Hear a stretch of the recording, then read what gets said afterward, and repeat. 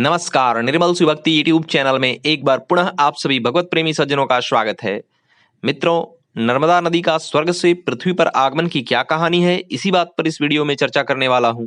Video काफी informative होने वाला है, तो जो लोग चैनल को पहली बार विजिट कर रहे हैं वे कृपया चैनल को सब्सक्राइब करके बेल आइकन को ऑल पर सेट कर लें, क्योंकि ऐसे कंटेंट आपको इस चैनल पर मिलते रहेंगे। धन्यवाद मित्रों, आइए वीडियो को शुरू करते हैं। एक समय महाराज युधिष्ठिर द्रौपदी और भाइयों सहित नर्मदा तट पर मार्कंडेय मुनि के आश्रम पर आए। मार्कंडेय मुनि ने उनका सत्कार किया और आने का कारण पूछा।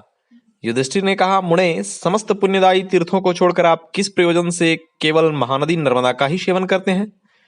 मार्कंडेय जी बोले, राजन, पूर्व काल की बात है। चंद्रवंश में पुरुरवा नाम से विख्यात एक चक्रवर्ती राजा हुए थे। वे स्वर्गलोक का शासन करने वाले इंद्र की भांति समूची पृथ्वी का पालन करते थे। एक बार उन्होंने अपने राजसभा में बड़े बूढ़े ब्राह्मणों से पूछा, विप्रवरों, पाप मोहित मनुष्य किस उपाय से यज्ञ आदि कर्मों के बिना ही स्वर्गलोक को प्राप्त हो सकते हैं? ब्राह्मणों ने कहा, महाराज, नर्मदा नदी संपूर्ण लोकों को पवित्र करने वाली है। वे संपूर्ण विश्व का पाप हरण करने में समर्थ हैं। उन्हें स्वर्गलोक से आप इस पृथ्वी पर उतारें। तब महाराज पुरुरवा ने फल, मूल और जल का आहार करके निर्मल अंतःकरण से महादेव जी की आराधना की। तब महादेव प्रसन्न हो प्रकट हुए और कहा, पुत्र, वर मांगो, मैं तुम्हें इच्छित वर प्रदान करूंगा। पुरुरवा बोले, महादेव, आप समस्त लोगों के हित के लिए नर्मदा नदी को पृथ्वी पर उतारिए। महादेव जी ने नर्मदा को आज्ञा दी, सुरेश्वरी, तुम पृथ्वी पर उतरो और पुरुरवा की तपस्या के फल से मृत्युलोक के हित का साधन करो।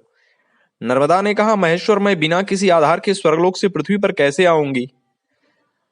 नर्मदा की बात सुनकर महादेव जी ने 8 पर्वतों को बुलाया और उनसे पूछा, तुम में से नर्मदा नदी को धारण करने में कौन समर्थ है? तब विंध्यगिरि ने कहा, सुरेश्वर, आपकी कृपा से मेरा पुत्र नर्मदा को धारण करने में समर्थ है। उसका नाम पर्यंक है। तब महादेव की आज्ञा मिलने पर पर्यंक ने कहा, महेश्वर, आपकी कृपा से मैं नर्मदा नदी को धारण करूंगा।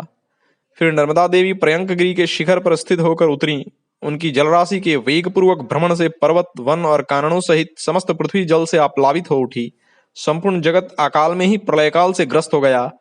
तब संपूर्ण देवताओं ने नर्मदा की स्तुति की और कहा, कल्याणी, तुम मर्यादा धारण करो, किसी नियत सीमा में स्थित रहो और इस प्रकार विश्व के लिए हितकारिणी बनो। देवताओं के इस प्रकार प्रार्थना करने पर महादेव की आज्ञा से नर्मदा देवी ने पुनः अपने रूप को संकुचित कर लिया। उस समय नर्मदा जी ने पुरुरवा से कहा, वत्स, तुम अपने हाथ से मेरे जल को स्पर्श करो। उनकी आज्ञा पाकर पुरुरवा ने उनके जल का स्पर्श एवं आचमन करके पितरों का तर्पण किया। उस जल से तर्पण करने पर राजा के समस्त पितर उस परम पद को प्राप्त हो गए जो देवताओं के लिए भी दुर्लभ है। समस्त चराचर जगत सब ओर से पवित्र हो गया। सरस्वती का जल 3 दिन में पवित्र करता है। यमुना जल 7 दिन में पवित्र करता है। गंगा जल स्नान करने पर तत्काल पवित्र करता है, परंतु नर्मदा नदी दर्शन मात्र से ही मनुष्यों को पवित्र कर देती है। यही कारण है कि मैं नर्मदा के पावन तट पर आश्रम बनाकर रहता हूँ। रोज इसके दर्शन करता हूँ और इसके पावन जल में स्नान भी करता हूँ। मार्कंडेय की बात सुनकर महाराज युधिष्ठिर ने गदगद हो नर्मदा को प्रणाम किया और उसके पावन जल में स्नान भी किया। ओम।